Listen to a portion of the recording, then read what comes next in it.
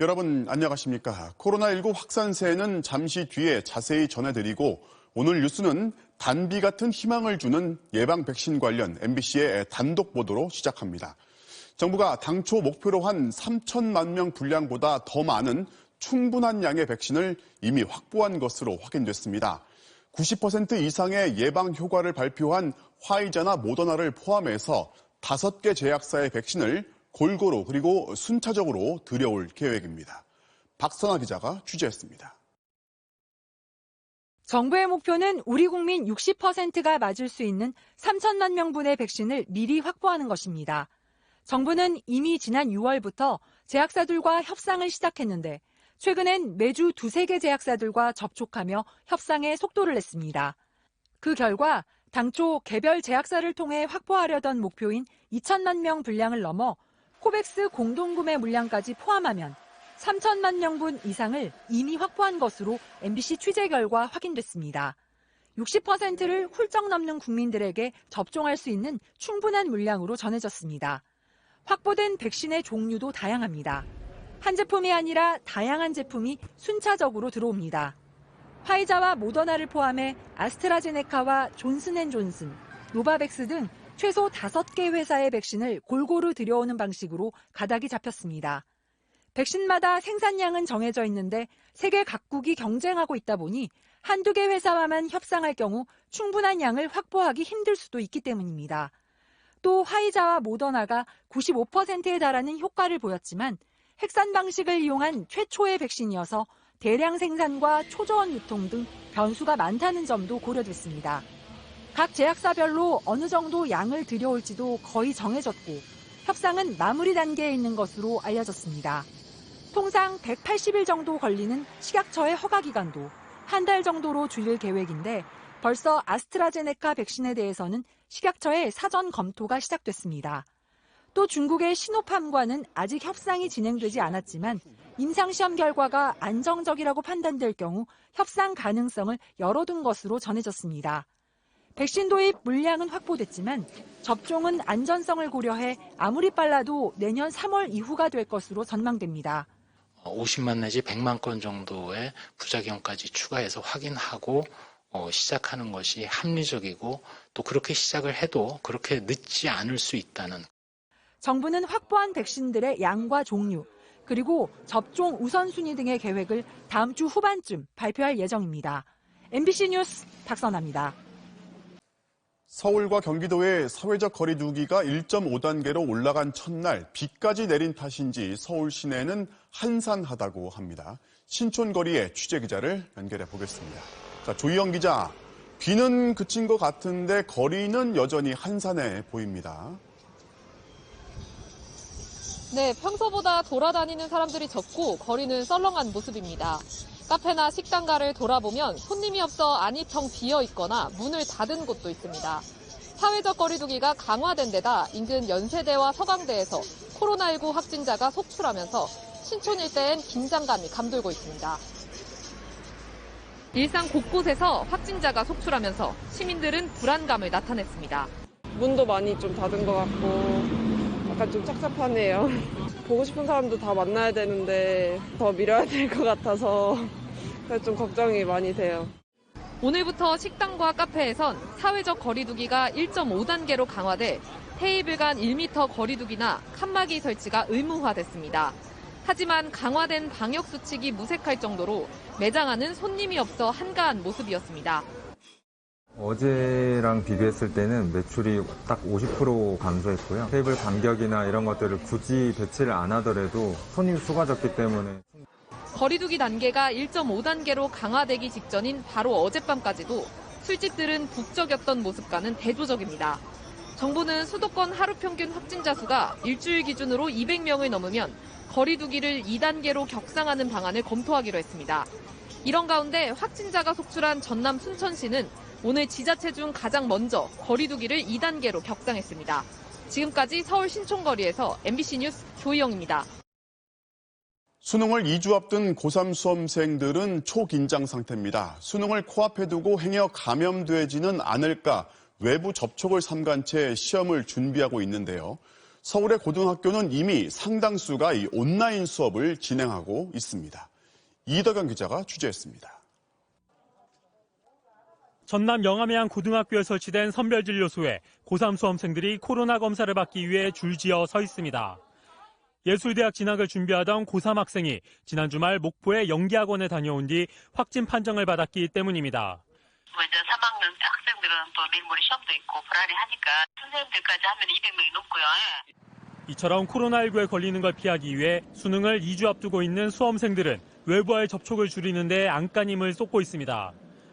고등학교 3학년인 박은호 군은 집과 독서실, 학원만 오가는 일과가 일상이 된 지 오래입니다. 2달 전부터 집에서 온라인 수업만 들으며 학교에는 나가지 않고 있습니다. 학교는 이제 한 반에 20명 이상 있으니까 밥 먹을 때도 그렇고 약간 불안한 감이 있습니다. 밤늦게까지 머무는 학원에서도 외출은 거의 하지 않습니다. 사와서 간단하게 먹거나 어차피 점심을 먹었으니까 저녁을 안 먹거나 무조건 집에 가서 먹는 편이에요. 재수생인 이승재 군은 다니던 학원조차 끊고 집과 독서실에서만 공부하고 있습니다. 좀 따닥따닥 붙어있는 편이다 보니까 조금 위험할 것 같긴 했었어요. 교육부는 수험생들이 최대한 안전하게 수능을 볼 수 있도록 오늘부터 수능일까지 2주간을 수능 특별 방역 기간으로 정하고 학원과 스터디 카페 등에 대한 특별 방역 점검을 시작했습니다. 수험생이 다니는 학원 교습소에 추가 확진자가 발생한 경우에는 교육부 홈페이지에 학원 명칭과 감염 경로 등을 공개하게 됩니다. 수능 일주일 전인 26일부터는 전국 고등학교의 수업을 온라인으로 전환할 수 있는데 서울의 경우 이미 67%의 고등학교가 3학년의 등교를 중단했습니다. 교육부는 학원에서의 대면 수업과 수능 당일 시험장 응원도 자제해달라고 공고했습니다. MBC 뉴스 이덕영입니다. 이어서 다음 소식 전해드리겠습니다. 갈수록 심각해지고 있는 전세 난 해소를 위해서 정부가 오늘 전세 대책을 발표했습니다. 비어있는 공공임대주택을 전세로 돌리는 등의 방식으로 급한 대로 2년 안에 11만 4천 가구를 공급하기로 했습니다. 먼저 이문영 기자가 자세한 발표 내용 정리했습니다. 경기도 용인시의 한 오피스텔 건물, 지상 18층, 196호 규모로 지하철 역세권에 주차장도 있습니다. LH가 민간 건설업체로부터 통으로 사들인 이 오피스텔은 내년 상반기에 공공임대주택으로 공급됩니다. 앞으로는 투룸, 3룸 등 3, 4인 가구용으로 매입 약정을 많이 해서 정부는 이런 방식으로 내후년까지 공공임대주택 6만 2천 호를 공급하기로 했습니다. 기존에는 오래되거나 공실인 건물을 사들여 임대했지만 이번에는 신축 건물 위주로 진행합니다. 특히 18,000호는 새로 도입하는 공공전세입니다. 매입 단가를 최고 6억 원, 면적도 30평대로 확대하고 마감재와 편의시설도 고급화해 아파트 전세 수요를 흡수합니다. 이를 위해 정부는 설계 단계부터 건설사와 협의하고 참여 건설사에는 택지 공급과 세제 혜택 등 인센티브를 줄 방침입니다.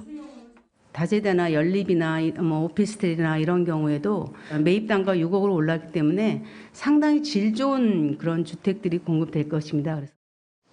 정부는 또 3개월 이상 비어있는 공공임대주택 3만 9천 호의 자격 요건을 대폭 완화해 무주택자라면 소득이나 자산에 관계없이 입주를 허용하기로 했습니다. 또 비어있는 상가나 사무실, 호텔 등을 주거용으로 리모델링하는 방식으로도 13,000호를 공급합니다.